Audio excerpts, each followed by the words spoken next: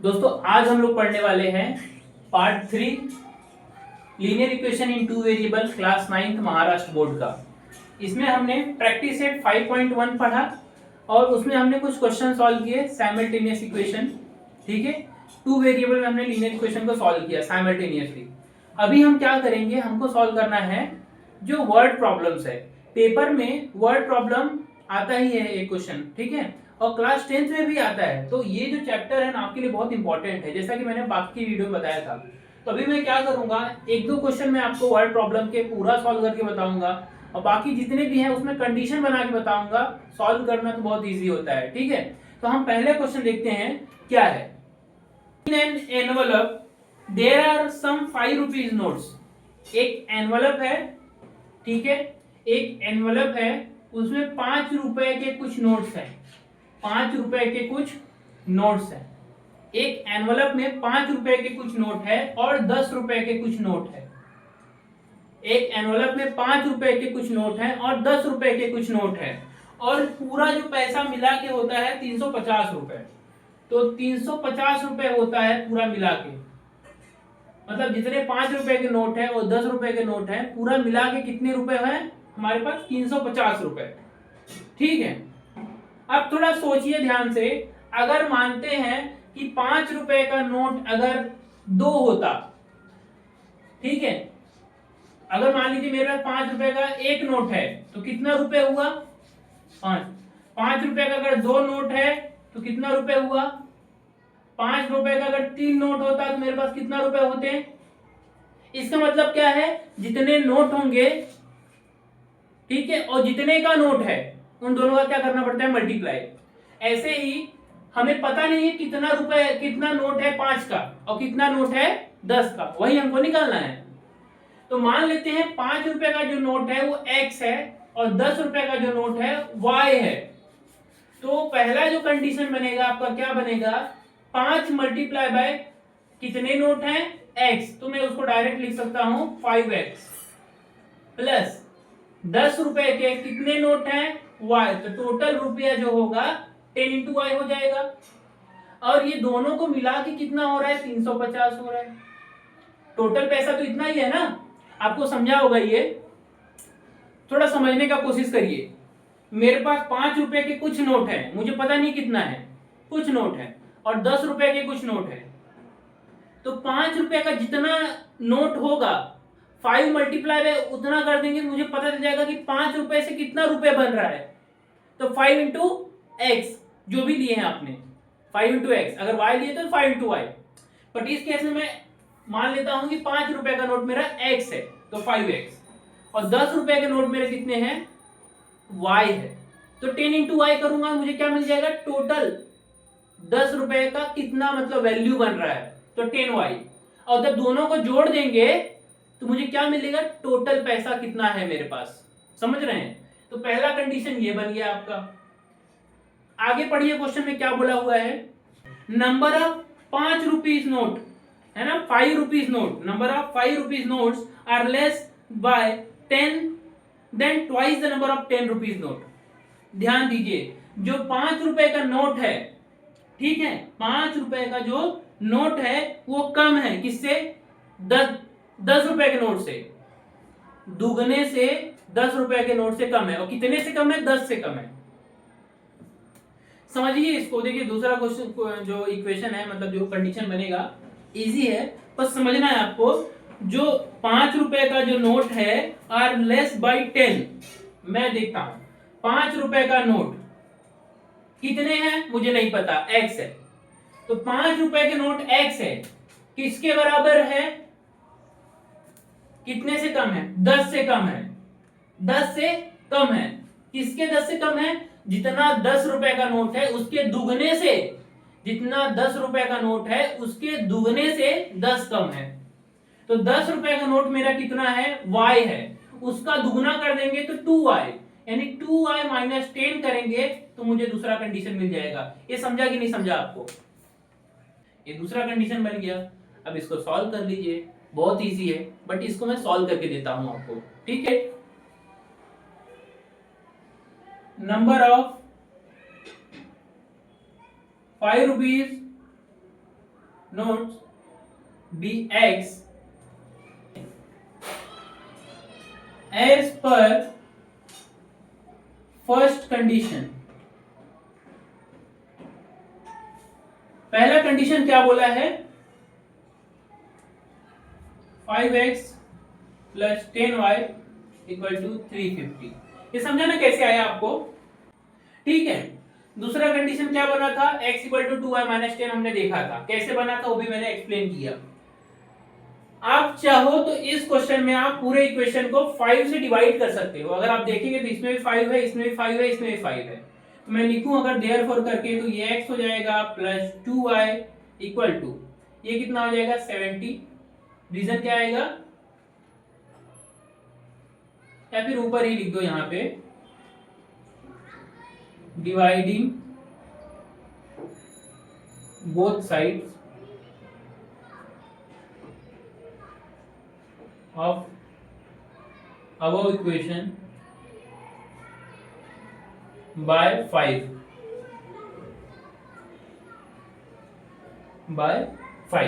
तो जो आपको इक्वेशन मिला वो क्या मिल गया, ऐसा बॉक्स वगैरह मत करिएगा अभी, वो मैंने ऐसा करके दिखाने के लिए, क्योंकि थोड़ा बीच में लिखने की वजह से वो अच्छा नहीं दिख रहा है। तो x plus 2y equal to 70 हो गया। अभी दूसरा कंडीशन देखिए, 5 रुपीज नोट्स, कितना है 5 रुपीज नोट, इज लेस, कितने से लेस है, by 10, then twice the number of 10 rupees note. Therefore 5 रुपए के नोट कितने थे, x, कितने से कम है, 10 से कम है, दुगना से, 10 रुपए के नोट से दुगना से 10 कम है। अब आपको यहां पे दूसरा इक्वेशन मिल गया। अगर अब आप चाहो तो इसको पुट कर दो यहां पे, आपको वैल्यू मिल जाएगा, या फिर आप साइमल्टेनियसली जैसा सॉल्व करते हैं वैसा कर लीजिए, ठीक है। तो मान लीजिए मैं इसको देयरफॉर करके आपको सिंपल तरीके से करवाता हूं, 2y equal to minus 10, equation 2। मैं 2y को इस तरफ लेके आया तो x माइनस 2y हो गया इक्वल टू माइनस 10। अब आप अगर देखेंगे दोनों इक्वेशन को, तो यहाँ पे प्लस 2y है, यहाँ माइनस 2y है। दोनों इक्वेशन को ऐड कर देंगे अगर, तो 2y कैंसिल हो जाएगा। मैंने बताया था अगर साइन सेम रहा तो क्या करेंगे, सब्ट्रैक्ट करेंगे, साइन अलग अलग रहा तो क्या करेंगे, ऐड करेंगे। तो अगर आप x को कैंसिल करना है तब तो देखेंगे तो यहाँ पे साइन कुछ नहीं मतलब प्लस का है, यहाँ पे कुछ नहीं मतलब प्लस का है। अगर आपको x टर्म को अगर कैंसिल करना होगा तो सब्ट्रैक्ट करना पड़ेगा, और अगर y वाले टर्म को कैंसिल करना है तो ऐड करना पड़ेगा। क्यों, क्योंकि y के सामने कोई साइन नहीं मतलब प्लस का है, और यहाँ पे 2y के सामने कोई साइन नहीं मतलब साइन है तो सही, वहां पे 2y के सामने प्लस है, यहाँ पे 2y के सामने माइनस है ना। तो देखिए साइन अपोजिट हो गया तो क्या करेंगे, ऐड। तो मैं लिख देता हूं, इरेज करता हूं इसको थोड़ा सा, टू माइनस 10 ऐड कर रहे हैं आप लोग, तो देखिए ये कैंसिल हो जाएगा, ये हो जाएगा 2x, ये हो जाएगा 60, ये x इक्वल टू हो जाएगा हमारा 30, है ना, डिवाइड हो जाएगा। आप लिख लीजिएगा एक स्टेप अगर आपको लिखना होगा, और यहाँ पे ठीक है 60/2 इक्वल टू 30। समझाइए, आपको दोनों को ऐड कर दिया, दोनों इक्वेशन को, y वाला टर्म कैंसिल हो गया, वहां से 2x, x plus x 2x हो गया, ये 70 में से 10 गया तो 60 हो गया, ये 2 मल्टीप्लाई में है, इधर गया डिवाइड किया तो 30 आ गया। अभी जो 30 आया है इसकी वैल्यू आप चाहे इक्वेशन 1 में पुट कर दीजिए चाहे इक्वेशन 2 में, तो put x equal to 30 in equation, मैं 2 में पुट कर दे रहा हूं, ठीक है। तो 2 में या फिर 1 में पुट कर देते हैं, चलिए 1 में अच्छा लगेगा थोड़ा देखने में। तो 1 में अगर पुट करते तो क्या हो जाएगा, therefore 30 plus 2y equal to 70, 2y equal to 70 minus 30, 2y equal to 40, y equal to 40/2, और y इक्वल टू कितना हो जाएगा 20। समझे, तो पुट किया मैंने, 30 प्लस 2y हो गया, 30 माइनस में गया 40 आ गया, 2y इक्वल टू 40, 2y है मल्टीप्लाई में है डिवाइड में गया 40/2 20 आ गया। मेन क्या है पता है, ऐसे क्वेश्चन में आपको समझना है कि कंडीशन कैसे बन रहा है, बाकी ये सॉल्व करने का तरीका तो आपको आएगा, मतलब सॉल्व कितने सारे क्वेश्चन कर लिए अभी तक आपने, तो ये समझ में आ जाएगा। मेन आपको कंडीशन समझना है, कंडीशन बन कैसे रहा है, और जब आप प्रैक्टिस करेंगे इसका ना, तो आप खुद भी अगर एक्स्ट्रा क्वेश्चन कुछ पेपर में आता है तो आप बना लेंगे, और नहीं करेंगे प्रैक्टिस तो नहीं आएगा फिर वो। समझ में आया ये? देखिए y इक्वल टू 20, अभी अगर आप देखेंगे तो हमको फाइनल आंसर भी लिखना पड़ता है। Therefore number of 10 rupees 5 rupees note कितने हैं इज 30, और 10 रुपीज नोट कितने हैं 20। Number of 5 rupees note is 30 and 10 rupees note is 20। पूरा सेंटेंस में ऐसा आंसर आपको लिखना है। तो दूसरा क्वेश्चन देखिए। अभी दूसरा क्वेश्चन के पास जाने से पहले मैं आपको कुछ चीजें बताता हूं। जब भी linear equation in two variable आप लोग पढ़ेंगे तो उसमें आपको जो वर्ड प्रॉब्लम आते हैं कुछ 2-3 प्रकार के आते हैं, मतलब 2-3 प्रकार के नहीं, थोड़ा और भी होता है। जैसे ब्रॉड सेंस में अगर बोला जाए तो जैसे क्या क्या क्वेश्चन आ सकते हैं।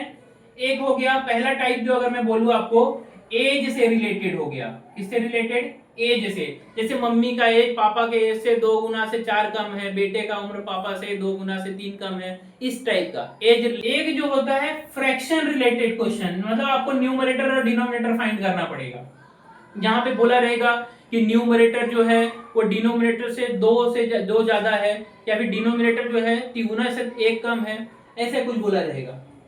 एक तरह का जो क्वेश्चन आता है, एक जो क्वेश्चन आता है वो हमारा ज्योमेट्रिकल शेप, कुछ जैसे स्क्वायर हो गया, रेक्टेंगल हो गया, इनसे रिलेटेड कुछ आ सकता है ना, कि एक जो स्क्वायर का एक साइड है वो रेक्टेंगल से 2 गुने से मतलब 3 बड़ा है, ऐसा कुछ इस तरह से आएगा। उसमें आपको प्रॉपर्टीज पता होना चाहिए कि रेक्टेंगल की क्या प्रॉपर्टी होती है, स्क्वायर की क्या होती है, थोड़ा आपको पता रहेगा तो वहां पे सॉल्व करने में इजी होगा। और थोड़ी देर पहले मैंने जो क्वेश्चन सॉल्व किया था पहला वाला, वो डिनोमिनेशन से रिलेटेड, मतलब 5 रुपए का नोट 10 से ज्यादा है ना, 5 रुपए का नोट 10 रुपए से 5 कम है, ऐसा कुछ। पांचवें जो प्रकार का होगा वो एनिमल्स के ऊपर रहेगा। जैसे बोलेंगे कि एक जू में टोटल नंबर ऑफ जो एनिमल्स है वो 20 है, ठीक है, टोटल नंबर ऑफ एनिमल 20 है। तो मान लीजिए 2 तरह के एनिमल बोलेंगे कि एक जू में कुछ पिकॉक है, कुछ लायन है, और टोटल जो उनके नंबर्स है वो 20 है। उसके बाद बोलेंगे कि मान लेते हैं कि जितना लायन है उससे ये कम है, मतलब पिकॉक जो है उससे कम है, दुगने से 1 कम है ना। कुछ इस तरह से कंडीशन दिए रहेंगे एनिमल्स के ऊपर, तो वो कंडीशन है। ऐसे ब्रॉड टाइप में कुछ इतने तरह के क्वेश्चन आते हैं जिसमें अगर आप समझ लेंगे एक एक करके सब कुछ, तो आपको फिर इजी होगा समझने में। तो चलिए हम लोग क्वेश्चन के ऊपर चलते हैं अभी। क्वेश्चन नंबर 2, जो कि हमारा डिनोमिनेटर और न्यूमरेटर से रिलेटेड है, जहां पे हमको फ्रैक्शन फाइंड करना है, ठीक है। तो देखिए क्वेश्चन क्या है, the denominator of a fraction, the denominator of a fraction is 1 less than twice its numerator. जो पहले मैं कंडीशन बना के आपको समझा देता हूं।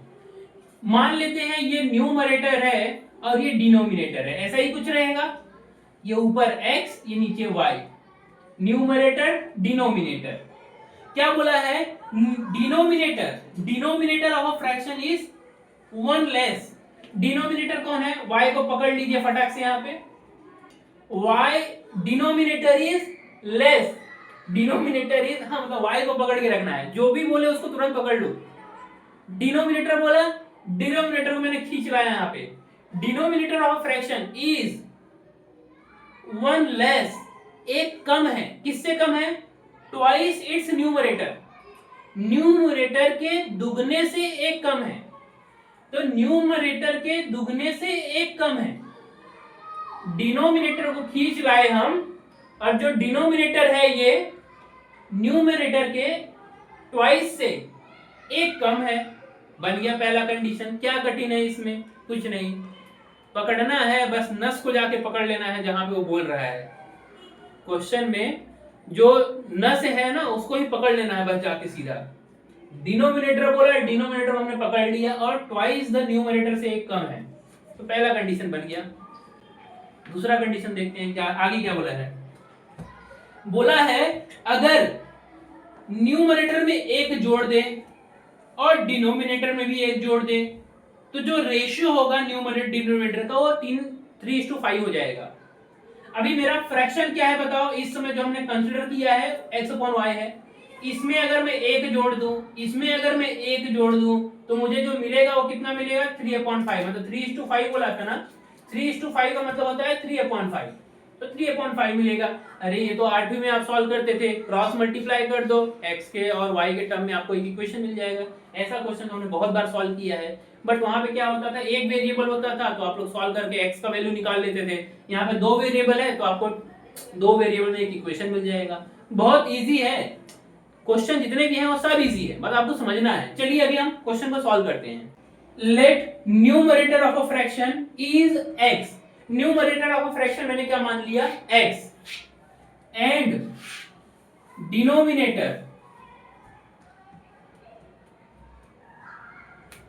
is y respectively, therefore required fraction क्या हो जाएगा, required fraction हो जाएगा आपका x अपॉन y। ठीक है, अभी फर्स्ट कंडीशन हम लोग लिखते हैं, एज पर फर्स्ट कंडीशन। पहला कंडीशन बोला था, क्या बोला था, मैंने ऑलरेडी सॉल्व करके दिया है, लेकिन मैं फिर से बता रहा हूं ताकि आपको इक्वेशन बनाना आ जाए अच्छे से। एक बार आपने इक्वेशन बना लिया, कंडीशन बना लिया, फिर कुछ भी कठिन नहीं है। क्या बोला है, the denominator of fraction is 1 less than twice its numerator, numerator का ट्वाइस से एक कम है। कौन कम है भाई, डिनोमिनेटर कम है। डिनोमिनेटर जो है न्यूमरेटर के ट्वाइस से एक कम है, देयरफॉर बनाओ इक्वेशन 2x, ये y उधर जाएगा तो क्या होगा माइनस, इसको इस तरफ लेके आइए तो इक्वेशन 1। आप चाहे तो ऐसा भी रख सकते हैं, और जो अगला इक्वेशन बनेगा ना उसके अंदर पुट कर दीजिए y का, सब्स्टिट्यूशन मेथड से भी कर सकते हैं सॉल्व, पर ठीक है अभी मैं ऐसा बना दिया हूं।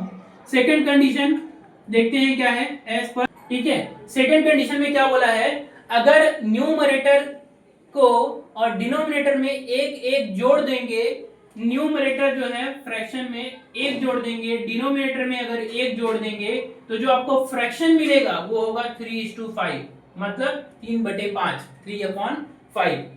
तो अगर मैं इसको सॉल्व करूं तो 5 का मल्टीप्लाई इस तरफ, 3 का मल्टीप्लाई इस तरफ, तो देखिए 5x + 1 equal to 3y + 1। Solve करिए 5x, therefore 5x + 5, इधर आ गया 3y + 3।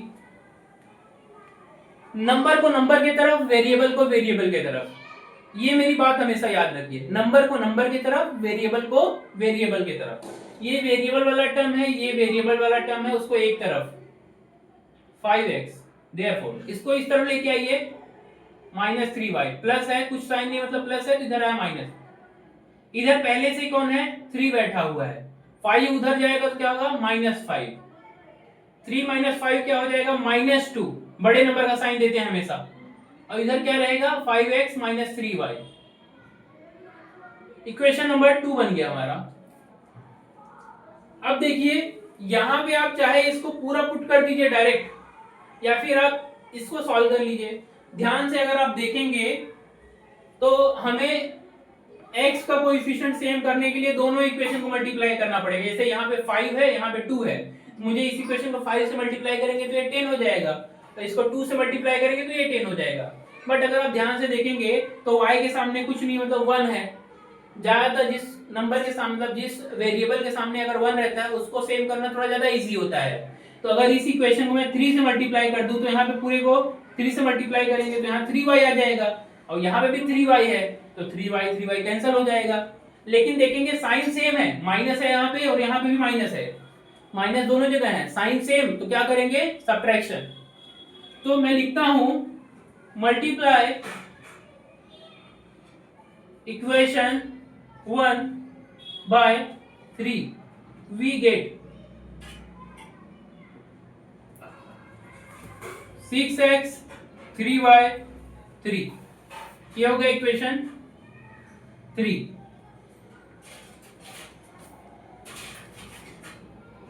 ठीक है। अब देखिए ये दोनों इक्वेशन को 2 और 3 को सेम है कोएफिशिएंट, साइन सेम है, क्या करेंगे सब्ट्रैक्शन, सब्ट्रैक्टिंग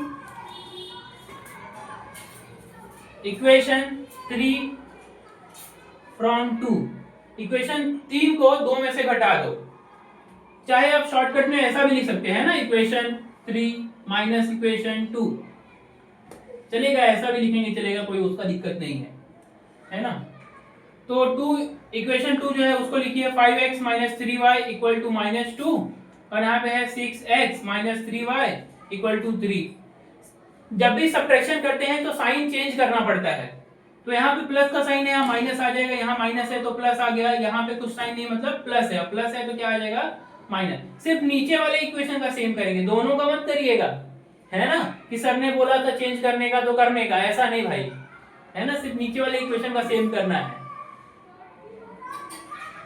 तो 5x में से 6x गया, 1x माइनस 1x, ये टर्म कैंसल, माइनस माइनस होता है प्लस, 3 और 2 हो जाएगा 5, और बड़े नंबर का साइन देंगे तो माइनस है, मतलब दोनों माइनस है तो माइनस आएगा, दोनों तरफ माइनस माइनस माइनस कैंसिल हो जाएगा, तो x का वैल्यू आ जाएगा हमारा 5, x का वैल्यू 5 आ गया। इसको पुट कर दीजिए किसी भी इक्वेशन में, मैं यहां पुट करता हूं, आसानी से आ जाएगा। तो put x equal to 5 in equation, मैं पूरा इक्वेशन ही लिख देता हूं, कौन सा इक्वेशन है वो, y equal to 2x minus 1, we get क्या आएगा, पुट करके यहां पे y इक्वल टू x के जगह पे 5 रखिए, 2 इंटू 5 माइनस 1, 2 5 या 10 minus 1 equal to 9, therefore numerator क्या हो गया हमारा,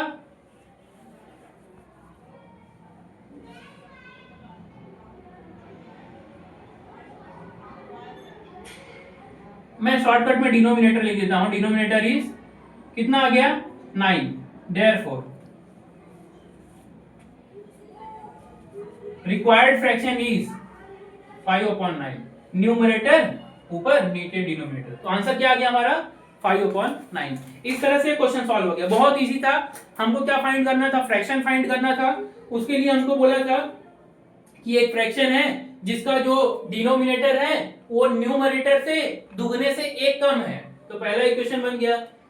अगला कंडीशन बोला था अगर न्यूमरेटर में और डिनोमिनेटर में एक एक जोड़ दिया जाए तो हमको जो फ्रैक्शन मिलेगा 3/5 बनेगा। इसको सॉल्व कर लिया और x और y का वैल्यू मिल गया, वहां से हमको फ्रैक्शन मिल गया। बहुत इजी क्वेश्चन है। अभी अगले जो क्वेश्चन है समय बचे ताकि हमारा, और मैं कंडीशन बना के बता दूंगा, आप सॉल्व करिएगा।